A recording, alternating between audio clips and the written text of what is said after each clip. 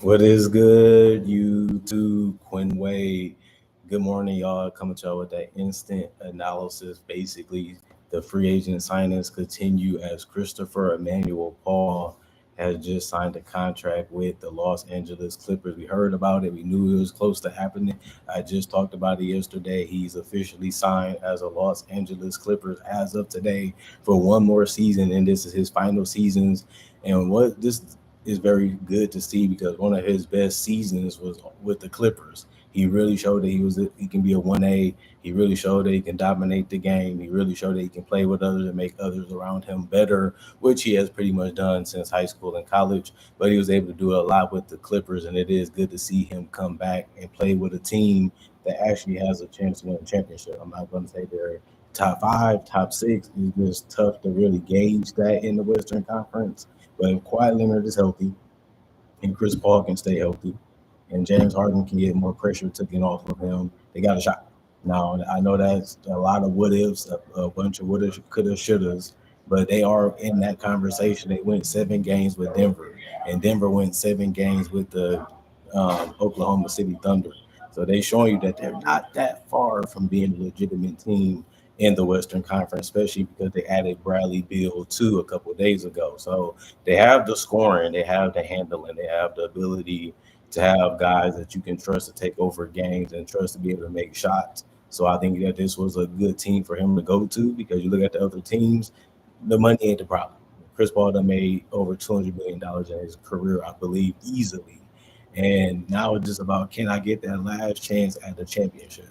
The last chance I had at a legitimate championship was when I was in OKC.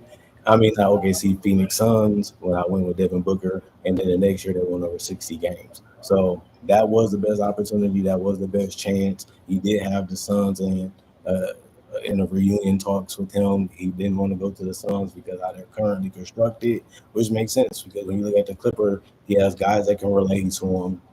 He has a coaching staff that he actually believes in and feel like he can go in there and feel like he can be a part of what they're doing.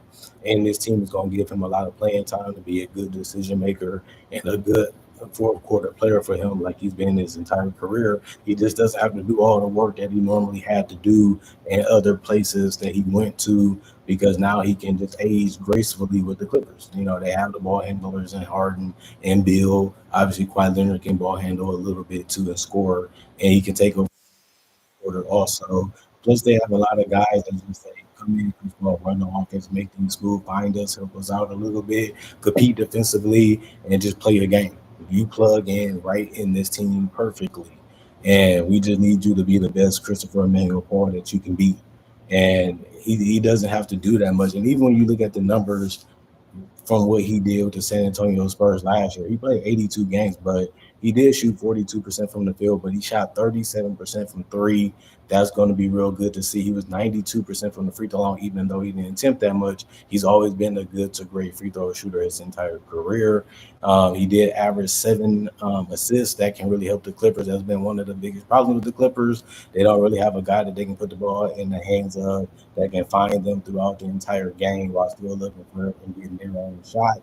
He can rebound a little bit too for his position, even though he's probably going to be the smallest person on the court. And we know that he's a guy that uses his mind a lot. He's able to get a lot of steals and a lot of strips because he's a guy that wants to defend. He wants to compete. He wants to make things difficult.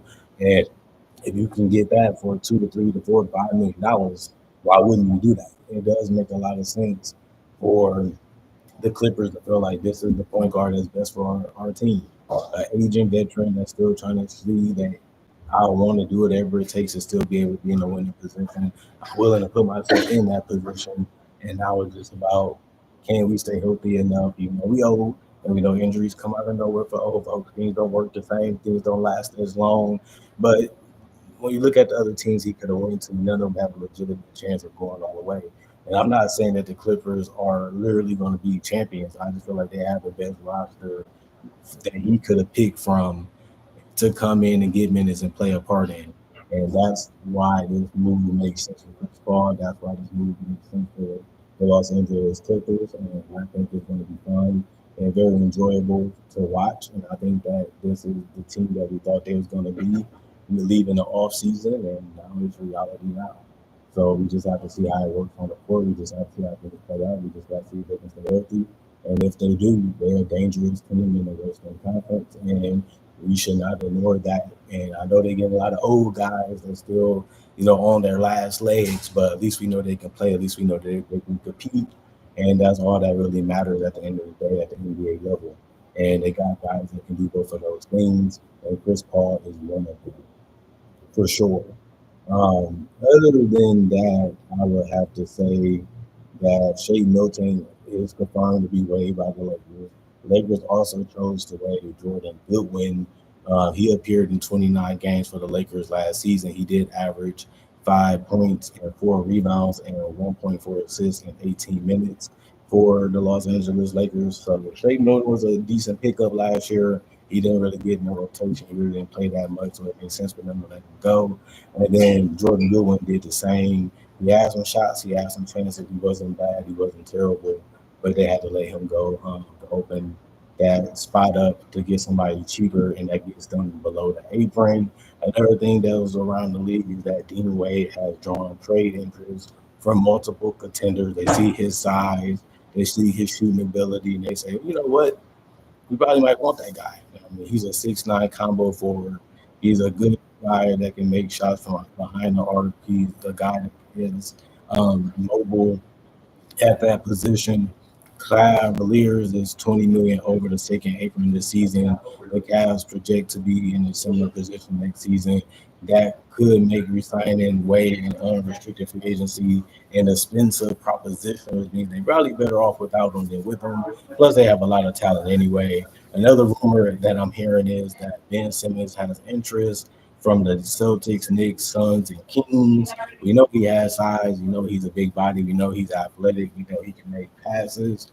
He's not a guy that still wants to score, but he still can be a great defender. These teams need switchable, versatile guys, and Ben Simmons can still be one of those type of players for these particular teams. It makes sense for him to only go to contenders. If you're going to take less money, you might as well chase a ring on top of that. Ben Simmons have that in the back of his mind. And these teams, like the Celtics and the Knicks, depending on how many years they give him, could be a legitimate team for him to be on. And if he wants to get the numbers and the minutes and the opportunity, the Suns and the Kings can probably give him that. But we know that Ben Simmons is not the greatest offensive player and never really has been. The thing that people have been asking about, what about Anthony Simons? The Celtics are still exploring trades with Anthony Simons. They traded for him to get a better deal contract wise under their books to get under that second apron. Now they're trying to get rid of Anthony Simons to get further under that luxury tax and have really prioritized retaining Sam Hauser when he's tradable for their 45 million contract. The Celtics are approximately 20 million over the luxury tax and getting below it during a season where they will be out Jason Tatum, who's out with his Achilles, which means we don't have a legitimate shot at winning the championship or performing that well in the playoffs. Why would we want Anthony Simons when we can get rid of him too and get under that luxury tax with our contracts being better for us when it comes to roster building? So we got to build a roster that's competitive. We also got to get rid of that luxury tax so we don't hurt the owners' pockets too much.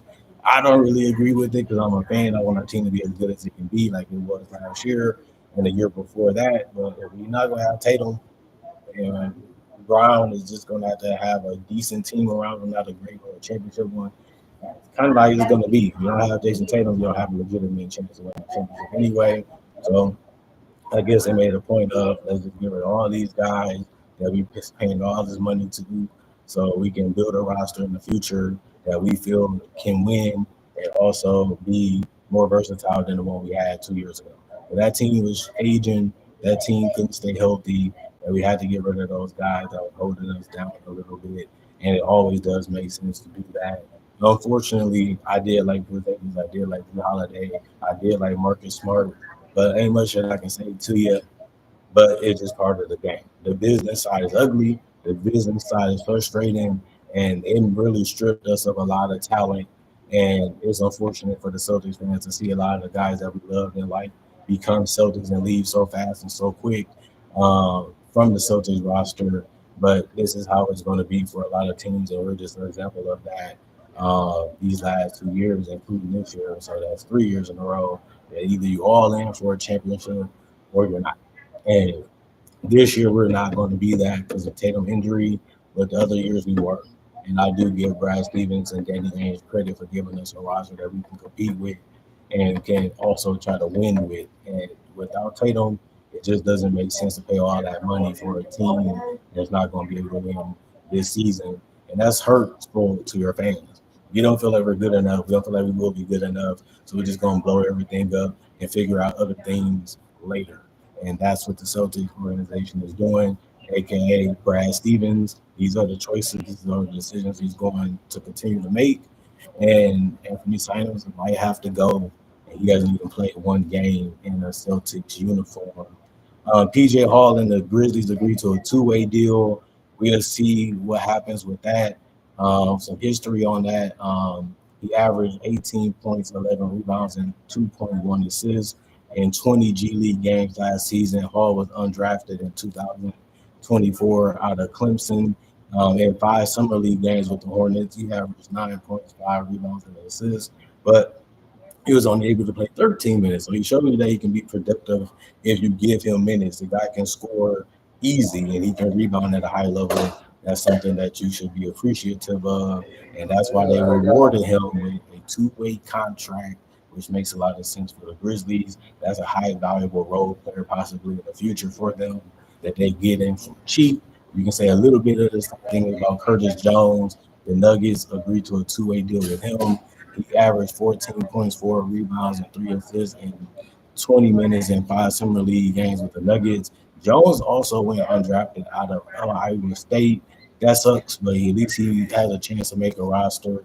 At least he's showing some promise as a player offensively, and he shows that he can do multiple things besides just score. Other than that, that's the biggest news around NBA. Zion Pulling got waived by the Grizzlies. And I also just wanted to say congratulations to Chris Paul that tried to get that last run of trying to get to a championship roster before his career is over. It's good to have mutual interest. Like, come back to us. We have a team that we didn't have when you were around. You didn't have the forward. You didn't have the wings. You didn't have the size like we have. We have John Collins. We have Brook Lopez. We have Bradley Beal. We have Kawhi Leonard and James Harden and a deep bench and a great championship coach and Ty Lue. Come with us. This is the best chance you have to win. This is the only team that wants you that's a legitimate contender. In some instances, let's make it happen. Let's do it. Let's get it done. And it's good to see that Chris Paul ended up being signed up and locked in for this last season to try to win it all. He has a chance because the Clippers aren't that bad, but they already had that horror story of it could all work for a couple months and it could all just blow up right in front of their faces. But they know that can happen to any team. But I still think it just happened to us. It just happened to the Pacers. It happened to the Bucks. It's just part of the game. And we just have to accept that. We just have to live with it. And Chris Paul said this is the best choice for me and my family. They live close by there anyway. So let's go ahead and make it happen. Other than that, comment, like, subscribe, share, notification bell for more analysis of the channel. I do conversation videos just like this about various NBA on the topics. I also do breakdowns with real footage of legends, current legends, rookies, and also future stars. I also do live draft and draft coverage too. Other than that, see you guys later today or tomorrow. I'm going for now. Peace out. Thanks for watching. Thanks for subscribing. Thanks for supporting me in the past, the present, also hopefully in the future. And thanks for continuing to make time for me and coming back to watch and see what I have to say and what I think about the NBA as a whole. Other than that, I'm gone. Get your lemon juice, get your lemonade, enjoy the weather out there, have some fun with some friends and some family, and make time for an House of Playground and Basketball Analysis podcast. And you know I got the best analysis in the world, and now we have the best analysis on YouTube also. And all I can say is I'm grateful and happy to be a pioneer of NBA only channels on YouTube, and I'm glad to be a part of the success that we're having when it comes to analysts around the world. Get more and more popular, more people want to do it, more people like it, and then that just shows you that it can be a job for you all too. If you're interested, that'll be fun for y'all to see also. Other than that, I'm going for now. Peace out, y'all. Stay blessed up. Peace.